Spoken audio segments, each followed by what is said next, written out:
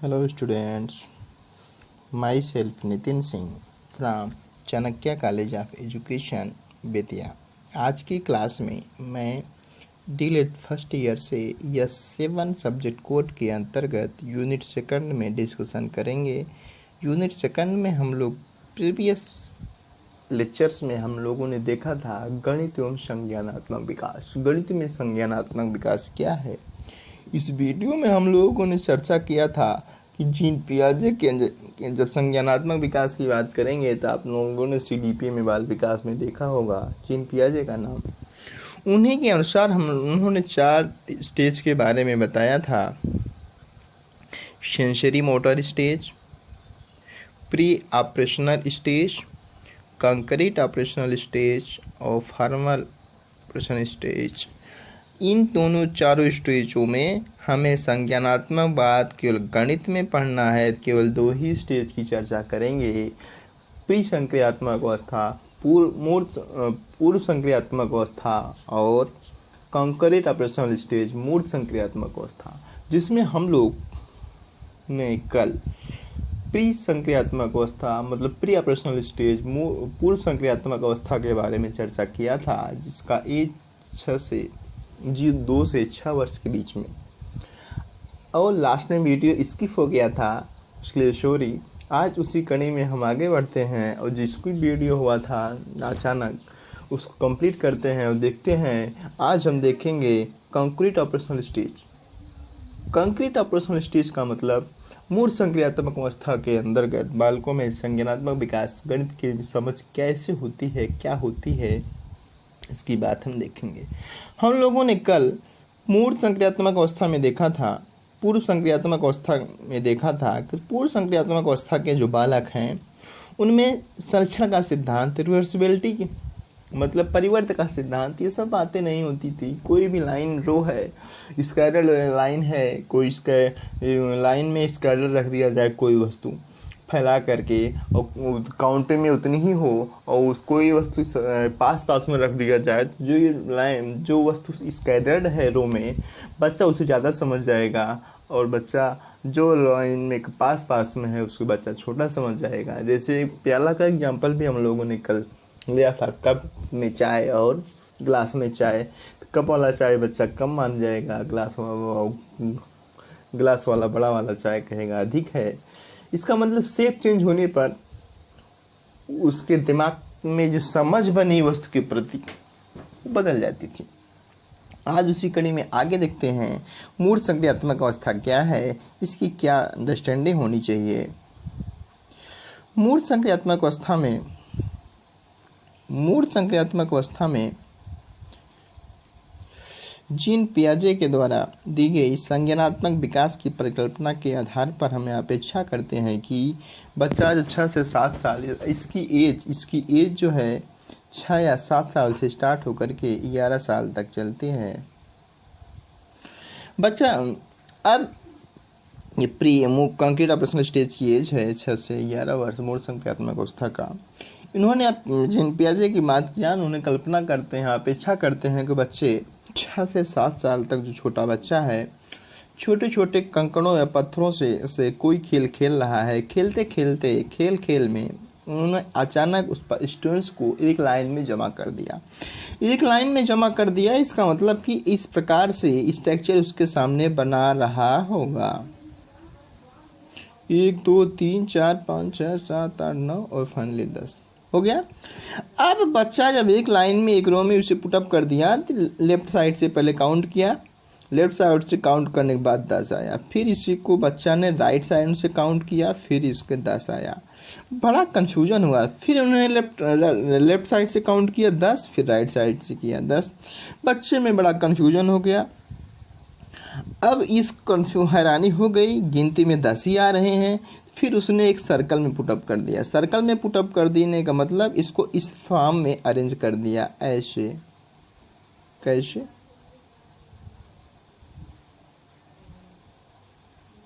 आया। अब बच्चा जब इस फॉर्म में अरेंज कर दिया, आप देखेंगे हम चाहे क्लॉकवाइज मतलब कि घड़ी की दिशा में और दूसरा घड़ी की विपरीत दिशा में। दोनों दिशाओं से बच्चा ने जब काउंट किया तब भी 10 आया। अब बच्चा जब इस प्रकार से एक्सपेरिमेंट किया, सर्कल में करने के बाद वामावर्त फिर दक्षिणावर्त से गिना, तो उसे जानकर बड़ा खुश हुआ। चाहे जैसे भी किया जाए वो हमेशा संख्या 10 ही रहेगी। बच्चे ने इस तरह से खोज कर ली कि किसी भी वस्तु का आकार और उस बदल देने पर, प्लेस बदल देने पर उस संख्या नहीं बदलती, संख्या वही रहती है। यही संरक्षण का सिद्धांत है और वह प्रक्रिया में धीरे धीरे पारंगत हो जाता है, अपनी समझ बना लेता है। इसका मतलब कहने का तात्पर्य क्या हुआ, पूरा इंटीग्रेटेड तात्पर्य हुआ कि इस अवस्था में आते आते बालक में संरक्षण का सिद्धांत विकसित हो जाते हैं कि वस्तुओं को संरक्षित रूप में लेने लगते हैं। उसी वस्तु को अपने विचारों से, अपने आइडियों से, अपने गतिविधियों के माध्यम से उसको बड़े आसानी से और सहज भाव में सीख जाते हैं, जान लेते हैं कि ये वस्तु कंजर्व है, इसका आकार जब प्लेस चेंज करने पर परिवर्तन नहीं होगा। बड़े से बड़े समूहों में भी वस्तुओं को आइडेंटिफाई कर लेंगे। जैसे प्री ऑपरेशनल स्टेज में क्या था, 6 से 7, जैसे 1 से 2 3 4 नंबर तक काउंटिंग होती थी तो बच्चा बता लेता था। लेकिन जब 8 से 9 लोगों का ग्रुप हो जाता था तो उसको कौन सा ग्रुप बड़ा है, कौन सा ग्रुप छोटा है, आइडेंटिफाई करने में प्रॉब्लम होती थी। लेकिन इस अवस्था में ऐसा नहीं है, बालक वो चीज़ें सीख ले जाएगा अपने एक्सपीरियंस के बेस पे, अनुभव के बेस पे। आइडिया आया? आगे बढ़ते हैं थोड़ा सा। अब बच्चे में ये धारणाएं बन जाती हैं, ये धारणाएं जो हम आपसे कंजर्वेशन, संरक्षण की बात करते हैं, धीरे धीरे वस्तुओं को कैसे रखा जाए, किस सीक्वेंस में रखा जाए, किस बेस पे वितरित किया, आधारित किया जाए, किस सीक्वेंस में अरेंज किया जाए, ये सब समझ बच्चों में हो जाती है। यह संज्ञानात्मक स्तर पर आगे बढ़ने के साथ तैयार होता रहता है। इस उम्र में यह भी समझ लेता है कि चीज़ों के समूह में ये छोटे छोटे उपसमूहों में बांट दिया जाए, किसी भी वस्तुओं को छोटे छोटे उपसमूहों में बांट दिया जाए तो संख्या की मात्रा संरक्षित रहती है। पियाजे ने बताया कि वस्तुओं का संरक्षण, जो हम आप लोगों को भी डिस्कस किए, संरक्षण की अंडरस्टैंडिंग मूर्त संक्रियात्मक अवस्था में पहुंचने के बाद ही हो कर पाता है। वस्तुओं का संरक्षण बच्चा जब मूर्त संज्ञानात्मक अवस्था में पहुंच जाता है तो कर ले जाता है। कर ले जाने का मतलब अब वही छोटा बच्चा, ये बड़े गिलास में जल 1 लीटर जल है और इस ग्लास में पार्ट में भी उतना जल है 1 लीटर है, तो बच्चा आइडेंटिफाई कर लेगा, नहीं दोनों सेम है। अब ये नहीं कहेगा कि ये ज़्यादा है ये कम है। ठीक, ये चीज़ें बच्चे में संरक्षित हो जाएंगी इस स्टेज तक पहुँचते पहुँचते। आगे देखते हैं। पियाजे ने बताया कि मूर्त संज्ञानात्मक अवस्था में बच्चों को पहुँचते पहुँचते से वस्तुओं को संरक्षण की प्रक्रिया, विचार क्रमवार करना, याद रखना, कदम पर कदम उलट कर देखना संरक्षण के लिए आवश्यक है। ये संरक्षण के फैक्ट्स हैं, इन सब वस्तुओं को बच्चा सीख जाता है, समझ लेता है। एग्जाम्पल के लिए वही गिलास वाला एग्जाम्पल जो भी समझाया आपने, एक चौड़ा गिलास में पानी रख कर गिलास के डालने पर बढ़ नहीं जाता, बच्चा समझ जाता है कि बच्चे को पानी अभी की स्थिति में नज़र करते हुए बाद में पानी कहाँ तक पहुँचा, कुछ उसी प्रकार से अनुमान लगा लेता है कि चौड़े पात्र में भी गिलास में पानी उसके तल में रहता है। इसका मतलब उसका आकार चेंज होने पर उसकी मात्रा में परिवर्तन नहीं हुआ। इन सब वस्तुओं के बारे में बच्चे की समझ हो जाती। 6 या 7 उम्र तक, 6 से 7 उम्र तक के बच्चों में वस्तुओं के 2 समूहों में गिनकर उनका तुलना कर सकते हैं। 6 से 7 वर्ष के जो बच्चे होते हैं, मतलब कि प्री ऑपरेशनल स्टेज खत्म हो रहा है, कंप्लीट ऑपरेशनल स्टेज आ रहा है, उस स्टेज के बच्चे 2 समूहों को गिनकर तुलना कर सकते हैं। वे चीज़ों को जोड़ने घटाने जैसे मुश्किल काम भी कर सकते हैं। यह संक्रियात्मक उनकी सोच का स्वाभाविक हिस्सा बन जाती है, लेकिन अभी भी वे अमूर्त स्तर पर सोच नहीं सकते। अमूर्त स्तर पर चिंतन मतलब कि जो चीज़ें उनको दिखाई न दे उसके बारे में सोचते ही नहीं हैं, उसका चिंतन बच्चे नहीं कर सकते। 7 से 10 साल के बच्चे में मुख्य रूप से चीज़ों के साथ जुड़ी होती हैं। वे संरक्षण और गणित के अन्य मूल अवधारणाओं को सहज रूप में समझ जाते हैं। जैसे जैसे बच्चे कंक्रीट ऑपरेशनल स्टेज के पोस्ट में चलते हैं, लास्ट स्टेज में चलते हैं, बढ़ते हैं, इसका मतलब 7 से 8, 8 से 9, 9 से 11 तक पहुँचते हैं, उस स्थिति तक, उस उम्र तक पहुँचते पहुँचते बच्चों में वस्तुओं के संरक्षण व अन्य मूल अवधारणाओं को बड़े सहज भाव में सीख जाते हैं, लेकिन यह समझ मूल संक्रियाओं पर ही आधारित होती है। इसलिए जीन पियाजे ने इसे मूल संक्रियात्मक अवस्था का नाम दिया। अब ये जान जाइए कि इस अवस्था को मूल संक्रियात्मक अवस्था क्यों कहते हैं। वस्तुओं को संरक्षण, पहली बात, अमूर्त चिंतन बच्चे नहीं कर सकते, लेकिन वस्तुओं को संरक्षण गणित के अन्य अवधारणाओं को सहज रूप में सीख लेते हैं। लेकिन ये जो सीखते हैं ये एक मूर्त क्रिया होती है। मूर्त क्रिया मतलब जो दिख रही है, ये मूर्त क्रिया होने के नाते इस अवस्था को जीन पियाजे ने मूर्त संक्रियात्मक अवस्था नाम दिया। आगे देखते हैं। इसीलिए अगर इस अवस्था में बच्चों को जोड़ने का सवाल दिया जाए तो वो समूहों के चीज़ों को गिनकर जोड़ना पसंद करते हैं, न कि संख्याओं को। इस प्रकार से बच्चों को क्वेश्चन दिया जाए तो इस प्रकार से ऐड करेंगे। वे ऐसा इसलिए करते हैं क्योंकि उन्हें प्रतीकात्मक संख्याओं के मुकाबले अपने सहज और ठोस अनुभव को ज़्यादा भरोसा करते हैं। वो किसी सिंबल पे विश्वास नहीं करते, मतलब कि प्रतीकात्मक रूप से संख्याओं को नहीं समझते। उन्होंने जो ठोस अनुभव प्राप्त किया है। अब काउंटिंग से ऐड करने की बात है, सब्ट्रैक्शन की बात है। उन्होंने सहज भाव में क्या अमूर्त चिंतन किया हुआ है, क्या ठोस अनुभव किया है, प्रत्यक्ष अनुभव किया है अंगुली की हेल्प से। जैसे यही ऐड करने की बात रही होती, ये एडिशन रहा होता। अब बच्चा क्या करता है, 6 7 6 लाइन, 1 लाइन और देन उसके बाद 6 लाइन। अब बच्चा सभी लाइन को ऐड कर लेता, 7 लाइन आ गया। अब 3 लाइन, ऐसे 1 लाइन, 4 लाइन, इस प्रकार से 47 बच्चा कर लेता। लेकिन अब जैसे संख्या को डायरेक्ट 47 3478 और 348 ऐसे करने में उसको कठिनाई होगी, ऐसा नहीं करेगा। उस पर भरोसा उस पर कम रहता है, क्योंकि संख्याओं के प्रतीक है। बच्चे को उस पर ज़्यादा भरोसा रहता है जो प्रत्यक्ष अनुभव किया हुआ है। प्रत्यक्ष अनुभव उंगली की मेथड से, 1 उंगली के बाद 6 उंगली, 3 उंगली के बाद 1 उंगली, इस प्रकार से उन्होंने जो अनुभव किया उससे एडिशन, सब्ट्रैक्शन, मल्टीप्लिकेशन की क्रियाएं कर लेगा। सिमिलरली मल्टी सब्ट्रैक्शन में भी वही है। ठीक, आगे इसका एग्जाम्पल दिया गया है, जो एग्जाम्पल हम कट किए हैं समझाते हैं। बच्चे ने जब ये क्वेश्चन सॉल्व किया, 13 और 16 25 सब्ट्रैक्ट किया 43 में, देखा 37 था ना। बच्चे से पूछा गया कि उसने कैसे किया। उन्होंने बड़े अच्छे समझाया कि 6 में से 1 को निकाल दिया, 5 आ गया, और बचे 3 में से 1 निकाल दिया, 2 आ गया। जब पूछने पर जवाब सही था, उन्होंने कहा कि उसे मालूम नहीं है। भाई कन्फ्यूजन भी होता है। देखिए जब इस प्रकार से सॉल्व किया, देखिए बच्चे ने इस प्रकार से इसको कैसे सॉल्व किया है। बच्चे ने इसको इस प्रकार से सॉल्व किया है, देखिए समझिए थोड़ा।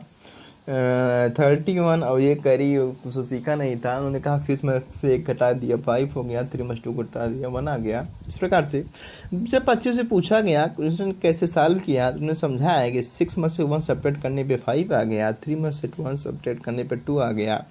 यह पूछने पर क्या यह क्वेश्चन आपने जो लगाया सही है, तो उन्होंने कहा मुझे नहीं मालूम, हमने लगाने का प्रयास किया। अब बच्चे को नहीं पता है कि उन्होंने सही लगाया है, लेकिन जब उसे कहा गया कि वह अपने तरीके से 31 में 16 घटाए तो उसने सही जवाब निकाला 15। इस प्रकार से दिया गया, कन्फ्यूजन हो गया। लेकिन जब उसको अपने स्वभाव से कहा गया आप अपने प्रत्यक्ष अनुभव के द्वारा घटाइए, तो उन्होंने सही घटाया। उसने यह भी बताया कि उसने इस सवाल को अलग तरीके से हल किया। कैसे? 8 साल का बच्चा अमित का सवाल 45 डिवाइड बाई 13 नहीं कर सका। लेकिन अब जैसे हमने कहा कि अमित आप 45 में 3 का डिवीजन दीजिए, नहीं बता पाएंगे। लेकिन ये कहा जाए कि यही 45 मिठाई को 3 लोगों में बराबर बांटना है, तो आप बताएंगे कैसे लगाएंगे। बच्चे ने जोड़ने की टैली लाइन लगा करके लाइन मेथड से पहले 1 को दिया, फिर उसको लिया, फिर इसको दिया, 3 हो गया, फिर चौथा, 5वां, 6ठा, फिर 7वां, 8वां, 9वां, इस प्रकार से अलग अलग समूह बना करके टैली चिन्ह बना करके 45 तक सब्ट्रैक्ट करके बताया कि नहीं 15 सबको देना है। इस प्रकार से औपचारिक तरीकों से सीखने के अक्सर ऐसे बच्चों में दिक्कत होती है। इस अवस्था के बच्चों के लिए औपचारिक तरीके अमूर्त होते हैं। उनकी अमूर्तताओं एवं विचारों के क्रम को याद रख पाने की क्षमताओं के हिसाब से ही ज़्यादा अमूर्त होते हैं। अगर सवालों को बच्चों के जीवन के प्रत्यक्ष अनुभव के सरल तरीक़ों से जोड़ दिया जाए तो वे सहज रूप में समझ पाते हैं, उनको अपने उन तरीक़ों को हल कर लेते हैं जो सामान्यतः इस्तेमाल करते हैं। कहने का मतलब कि आप इस स्तर के बच्चों को जो भी प्रश्न सरल कराएंगे, जो भी प्रत्यक्ष बात करेंगे, ऐसा भी एग्जाम्पल देंगे कि जो उनके प्रत्यक्ष रिलेशन हो, प्रत्यक्ष जीवन से संबंधित हो, प्रत्यक्ष जीवन के अनुभव का उपयोग कर सकें। ठीक, इस प्रकार से एक एग्जाम्पल थोड़ा हम प्राथमिक विद्यालयों के बारे में समझ देते हैं। कई शोधकर्ता प्राइमरी स्कूल की शुरुआत में औपचारिक अंकगणित के रूप में बच्चों को मुश्किलों का एक और कारण बताते हैं कि जो प्रारंभिक स्टेज के बच्चे होते हैं अंकगणित में थोड़ा मुश्किल होता है। उसका कारण है कि औपचारिक अंकगणित में भाग को छोड़कर सभी क्रियाएं दाएं से बाएं ओर चलती हैं, जबकि संख्याएं पढ़ना तो हिंदी या अंग्रेजी जैसे बाएं से दाएं की ओर पढ़ी जाती है। संख्या पढ़ने से तो पहले दाएं से आना होता है, फिर बाएं से उसे समझते हुए पढ़ना होता है। इसी वजह से प्राइमरी स्कूल के कई बच्चे संक्रियाओं में बाएं से दाएं और संख्याओं को नहीं पढ़ पाते। इसलिए आवश्यक है बच्चों को अंकगणित सीखने के साथ साथ अभ्यास हो किसी संख्या चिन्ह का सही जगह क्या है। ये रिसर्चर्स हैं, कुछ शोधकर्ता हैं, उन्होंने शोध प्राइमरी स्कूल के बच्चों के अंकगणित पे किया। उन्होंने बताया कि जो भाषा होता है, जैसे हिंदी इंग्लिश होता है, बच्चों लेफ्ट से राइट पढ़ते हैं, लेकिन जो काउंटिंग आती है, नंबर्स आते हैं 1 10 100 1000 रिवर्स ऑर्डर में। इसका मतलब ये राइट से लेफ्ट चलता है। इसी कारण बच्चे गिनती में असहज हो जाते हैं, नहीं समझ पाते हैं। इस प्रकार से उन्होंने बताया कि ये कमियां हैं, इसको दूर किया जाना चाहिए। इसके लिए उन्होंने बताया कि दूर करने के लिए, इस कमी को हटाने के लिए बच्चे को अभ्यास कराना जाना चाहिए। अंकगणित को सीखने के साथ साथ बच्चे को कोई भी नई चीज़ें सिखाई जाएं तो उसका अभ्यास ज़रूरी है, उसका अभ्यास किया जाना चाहिए। किसी संख्या को चिन्ह क्या है, उसको किस जगह पे रखा जाए, प्लेस वैल्यू स्थानीय मान की भी समझ बच्चे को बतानी चाहिए।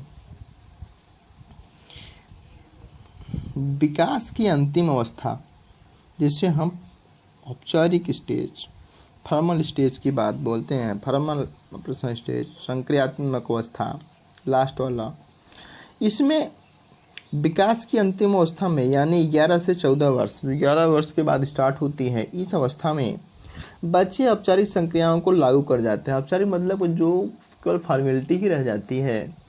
अब वे वस्तुओं को उनकी मात्रा को दिखाने के लिए प्रतीक शब्दों का इस्तेमाल कर सकते हैं। उनमें परिकल्पनात्मक कथन को समझने, उनको इस्तेमाल करने तथा उनमें तर्क संगत संबंधों को खोजने की योग्यता आ जाती है। इस अवस्था तक जाते जाते काफ़ी हद तक बच्चों में गणितीय समझ के विकास हो जा रहता है। इस अवस्था में बच्चे बीजगणितीय समीकरण, अनुपात, समानुपात, प्रोपोर्शनल रेशियो, चर आदि अमूर्त अवधारणाओं को समझ पाने की क्षमता काफ़ी कुछ हद तक विकसित हो जाती है। इसका मतलब इस स्थिति तक जाते जाते बच्चों में बीजगणितीय समीकरण, समानुपात, चर, प्रोपोर्शनल रेशियोज, इन सब के कंसेप्ट्स, अवधारणाओं को बड़े सहज भाव में इसकी क्षमता विकसित हो जाती है वो समझ सकें। यह विकास कितना हुआ है इन बहुत सी बातों पर निर्भर करता है कि उसका औपचारिक संक्रियात्मक सोच कितना विकसित हो पाया। इस अवस्था में ये भी डिपेंड करता है बच्चे में औपचारिक संक्रियात्मक सोच कितना विकसित हुआ है। इन सब बातों से भी लमसम बच्चों के विकास को देखा जा सकता है, आंका जा सकता। प्राइमरी स्कूल के बच्चों द्वारा गणितीय अवधारणाओं को सीखने में एक बड़ी प्रॉब्लम ये भी आती है कि आमतौर पर उन्हें उन अवधारणाओं के अमूर्त अर्थात मूर्त उदाहरण नहीं दिए जाते। प्राइमरी स्कूल या प्राइमरी स्तर पर बच्चों को गणित सिखाने की जो पद्धति आजकल अपनाई जाती है वह औपचारिक संक्रियात्मक अवस्था के बच्चों के लिए ज़्यादा सही है, अर्थात मूर्त संक्रियात्मक अवस्था और पूर्व संक्रियात्मक अवस्था के बच्चों के लिए नहीं सफल है। लेकिन इस स्तर तक पहुंचने के लिए गणित की अवधारणाओं को सीखने और गणित में कुशलता हासिल करने के लिए बच्चों को ठोस एवं अर्थपूर्ण अनुभव देना जरूरी होता है। अर्थात बच्चों को जो भी सिखाएं उनके प्रत्यक्ष अनुभव और ठोस वस्तुओं से रिलेट करके यदि सिखाया जाए तो सीखना सहज होगा, प्रभावकारी होगा और सहज रूप में बच्चे सीख भी लेंगे। इस प्रकार से हम देखते हैं बच्चों के बौद्धिक विकास के क्रम में इस हम लोगों ने देखा, संज्ञानात्मक विकास की बात थोड़ा इंटीग्रेट करते हैं। इसमें हम लोगों ने देखा कि इस भाग में हम लोगों ने समझा कि बच्चे के उम्र के हिसाब से विकास के अलग अलग अवस्थाओं में हैं। इसका मतलब यह नहीं कि 9 साल की बच्ची किन्हीं पहलुओं से औपचारिक संक्रियात्मक अवस्था की क्षमता नहीं पहुंच सकती या नहीं कर सकती। 6 साल का कोई बच्चा पूर्व संक्रियात्मक अवस्था की क्षमता नहीं दिखा सकता। यह अवस्थाएं बच्चों को इनमें रखना मोटी समझ पर आधारित है। ऐसा नहीं हर बच्चा हर पहलुओं को, हर विचार को अपने आधार पर ठीक बैठे। ऐसा नहीं है कि जो हम लोगों ने अवस्था पहुंचा इसी अवस्था में बच्चों को बांध दिया जाए, इस अवस्था का बालक है तो ऐसा नहीं कर पाएगा, इस अवस्था का बालक है ऐसा नहीं कर पाएगा, इसको ये नहीं सिखाया जाए, ऐसा नहीं है। ये मोटा एक समझ है कि इस अवस्था में ऐसे ऐसे होते हैं, ये सब कमियां आती हैं, उनके बेस पे शिक्षण कार्य किया जाना चाहिए।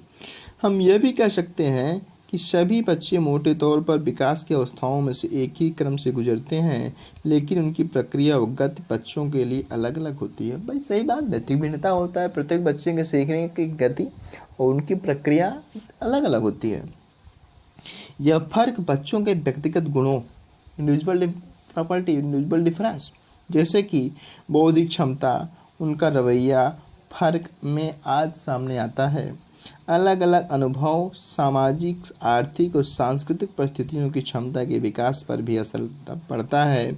आम बात यह है कि यदि कोई फेरी वाला 6 से 7 साल का बच्चा जल्दी से 3-4 चीज़ों के दाम जोड़ लेता है, गांव की लड़कियों में अनुपात, द्रव्यमान संरक्षण, कई गणितीय अवधारणाओं की समझ जल्दी बनता है, क्योंकि काम करते के समय अनुभव होता है कि इस बात का इतनी ही उम्र में शहरी वर्ग के बच्चों या गांव के बच्चों पर लागू नहीं होता। सही बात है, जैसे गांव में प्रत्यक्ष अनुभव, फेरी वाला बच्चा है जो फेरी के साथ चलता है, 6 साल की कम उम्र का है, उस संख्याओं को आसानी से ऐड कर लेगा। दुकान पे जो बैठने वाला दुकानदार का बच्चा है, आर्थिक परिवेश की बात बोल रही है, उसमें द्रव्यान की समझ ज़्यादा आ जाएगी।